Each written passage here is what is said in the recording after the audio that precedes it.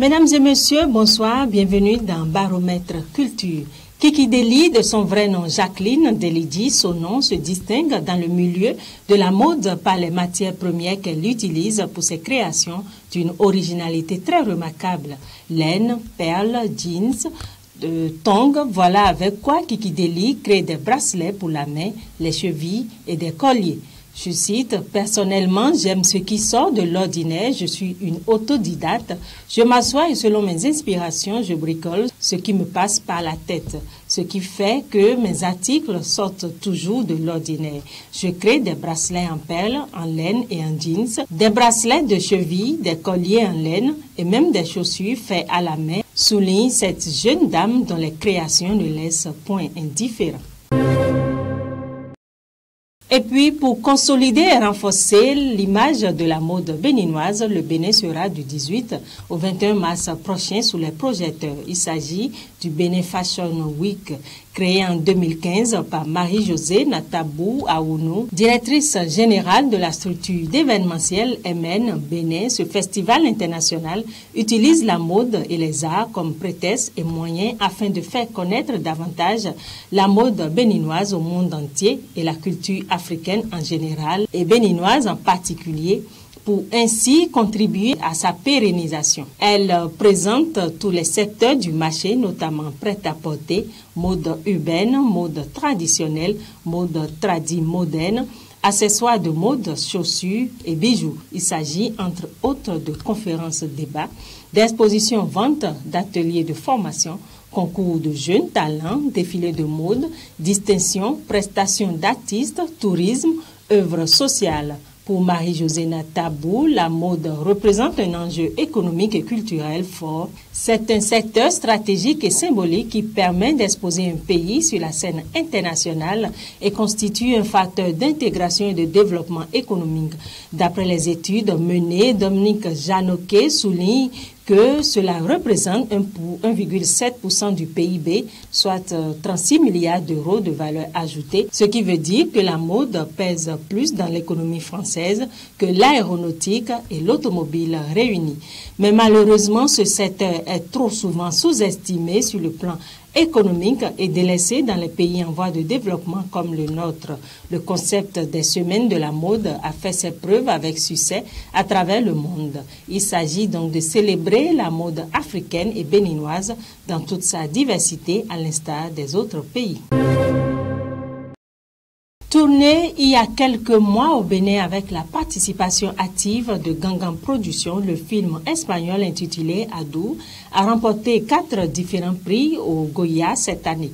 La liste des lauréats a été rendue publique ce week-end dernier en Espagne à la faveur d'un gala présenté par Antonio Banderas. Au nombre de ces distinctions figure celle de la meilleure production attribuée au film Adou, confirme le travail sérieux abattu par l'équipe des techniciens béninois conduite par Gangan Productions de Claude Balogun et celle des techniciens espagnols ayant contribué au tournage de ce film. Outre cette distinction, le prix acteur révélation a échu au jeune acteur béninois Adam Nourou. Le PDG de Gangan Productions souligne que le Bénin est honoré à travers ce sacre.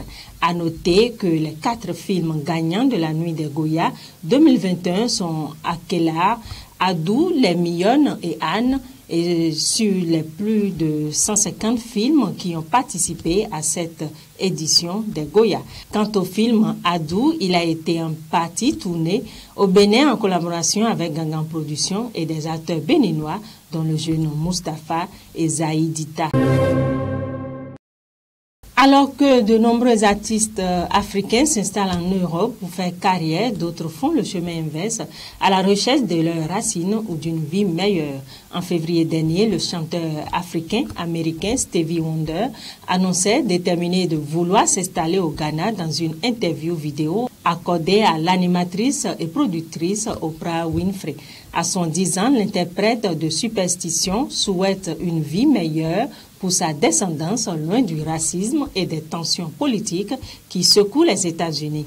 Je ne veux pas que les enfants des enfants de mes enfants soient contraints de dire « aimez-moi, respectez-moi, estimez-moi à ma juste valeur », affirmait-il.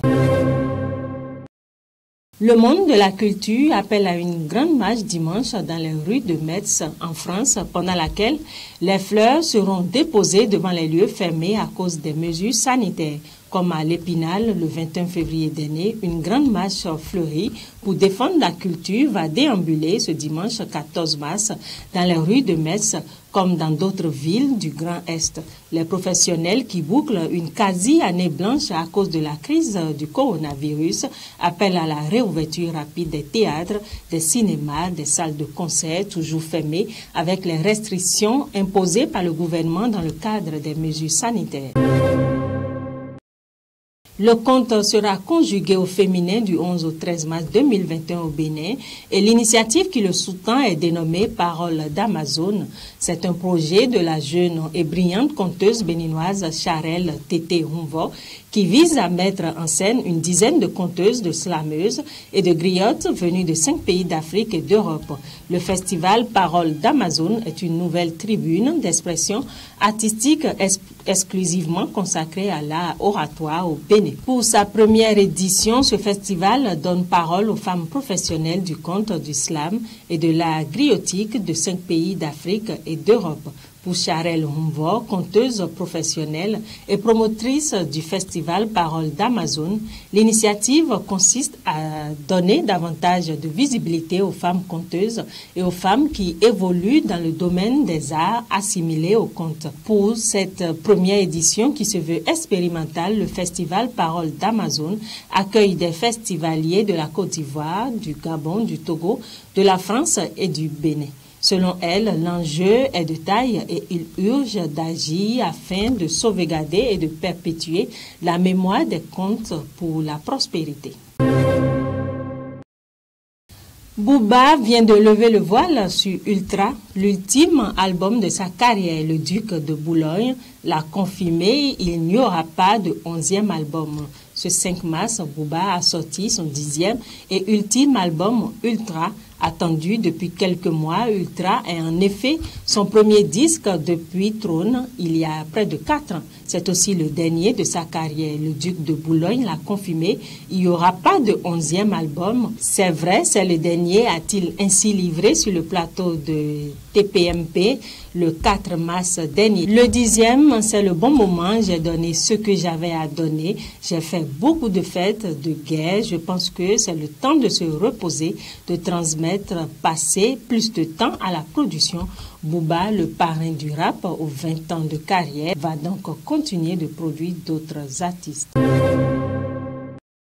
C'est la fin de Baromètre Culture. Merci de nous avoir suivis.